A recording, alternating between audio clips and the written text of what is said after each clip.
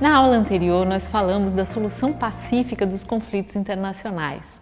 Prosseguindo nessa toada, essa aula vai tratar de um tema ligado a direitos humanos, que é a proteção internacional do indivíduo.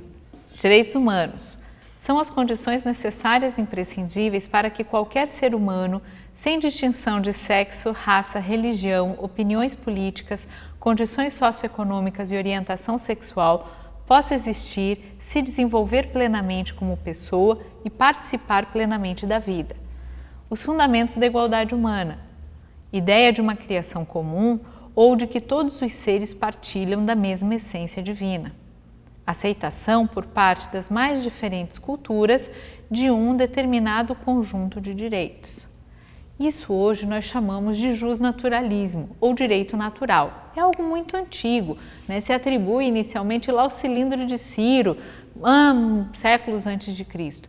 Por quê? Porque a ideia de que todos viemos de um lugar comum, ou se não, pelo menos somos todos iguais por aqui. E isso implica uma série de direitos e deveres por parte de todos os seres humanos que estão aqui. Não existe mais humano, menos humano, humano para cima, humano para baixo. E isso tem que ser respeitado, é onde o direito entra. Se não tivéssemos tido todas as questões históricas que tivemos, que culminaram com o nazismo e o extermínio dos judeus, provavelmente não teríamos passado por esse processo de esquematização e sistematização do que hoje nós chamamos de direitos humanos. A culminância desse processo é o reconhecimento do indivíduo como sujeito de direito internacional, não apenas objeto de proteção, mas sujeito que pode inclusive ir a tribunais e requerer a tutela dos seus direitos. Direito Internacional dos Direitos Humanos. Fases. A. Normatização. 1945 ao final da década de 1960. Criação das principais normas internacionais de proteção. B. Institucionalização. Final da década de 60, a queda do Muro de Berlim. Mecanismos de implementação. C. Internacionalização. Queda do muro até os dias atuais. Multilateralismo e universalização. A ideia aqui da criação dos direitos humanos nos traz a noção da implementação da noção de indivíduo. Olha que coisa engraçada.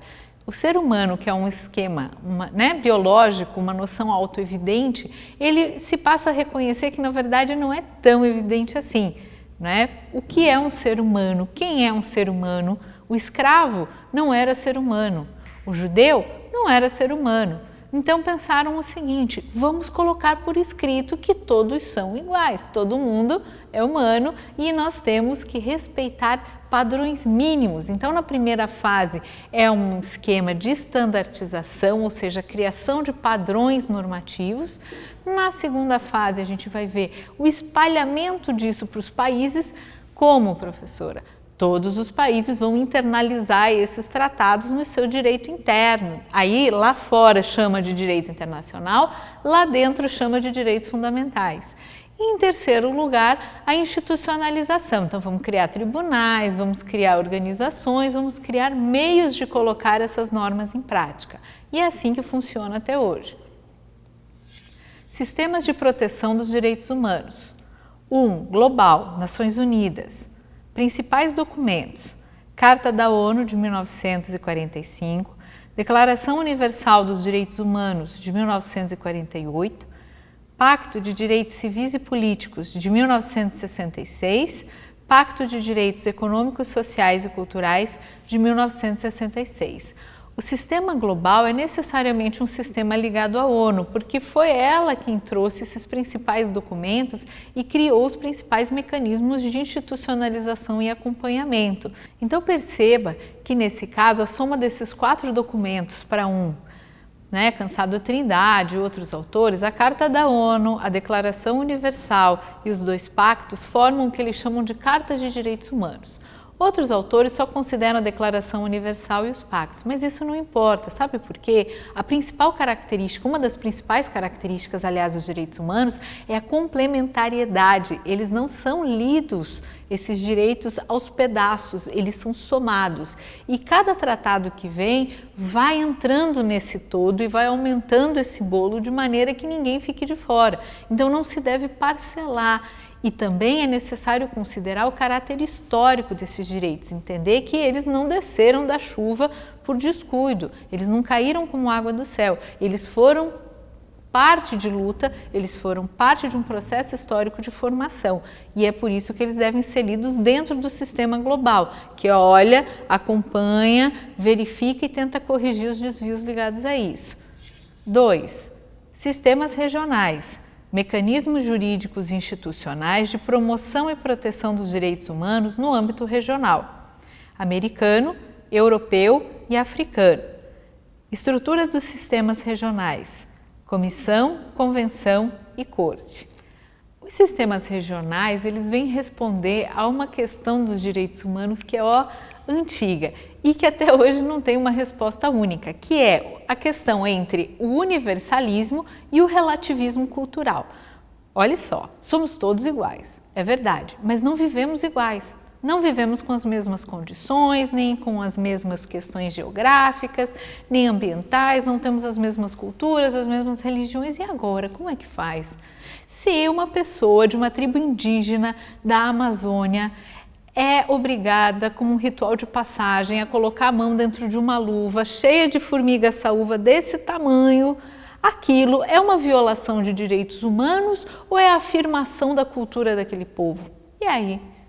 Se uma pessoa tem uma religião islâmica e deseja sair de casa de burca ou com lenço e o governo não deixa, como acontece hoje na França, isso é uma violação de direitos humanos ou é a afirmação da laicidade do Estado? E aí, não existe uma única resposta para isso. O que se percebeu foi a necessidade de contemplar esse regionalismo, ou seja, essa ideia de que ninguém vive igual. Então temos 3 grandes sistemas, nós nos encaixamos no Sistema Interamericano de Direitos Humanos, que é capitaneado pela OEA, a Organização dos Estados Americanos. Em relação aos sistemas regionais, temos o fluxograma da imagem 1, que retrata uma parte desse processo, ou seja, o que ocorre perante o Sistema Interamericano na Comissão Interamericana de Direitos Humanos, que é a entrada do procedimento, é o início da coisa. Então, uma petição individual é submetida à comissão, ela pode ser feita por um indivíduo, ou por uma ONG, ou por qualquer pessoa. A partir daí, eles vão examinar a admissibilidade dessa questão, ou seja, se os requisitos de admissibilidade foram obedecidos. Vai ser notificada a demandada, ou seja, o Estado tido como violador vai ser chamado a se manifestar. Ele terá um prazo de 4 meses para fazer a sua manifestação, a sua defesa, que ainda não é jurisdicional, ok? E a partir daí é dada uma decisão. Essa decisão da comissão é um parecer, um relatório, que define se houve ou não violação e qual o prazo que o Estado tem para fazer essa regulamentação, para se organizar. Caso não seja organizado, a partir daí a própria comissão dá sequência ao processo perante a Corte Interamericana de Direitos Humanos e essa sentença emanada pela Corte será irrecorrível, inapelável e constitui título executivo. O padrão aqui é aquele que prevê uma indenização razoável. O que é reparação razoável? Fiquem com esse conceito. É aquele em que a vítima é reparada ou indenizada ou seus familiares, caso ela não possa, em que o culpado vai ser punido ou encaminhado para punição e que o Estado tome as medidas necessárias para que nenhuma outra pessoa passe por essa violação. Vou fechar aqui deixando o exemplo da Lei Maria da Penha. Okay? Maria da Penha era uma farmacêutica brasileira que sofreu todo tipo de atentado contra a sua vida por causa do seu ex-marido. Ele não foi punido a tempo e depois de 10 anos tentando, ela então recorreu à Comissão Interamericana de Direitos Humanos. E tendo sido verificada a violação, o Brasil não só foi condenado a reparar a Maria da Penha, como a criar uma lei que pudesse dar fim e tivesse controle em relação à violência doméstica. E eis-nos hoje a Lei Maria da Penha. Agora vamos para o momento da revisão.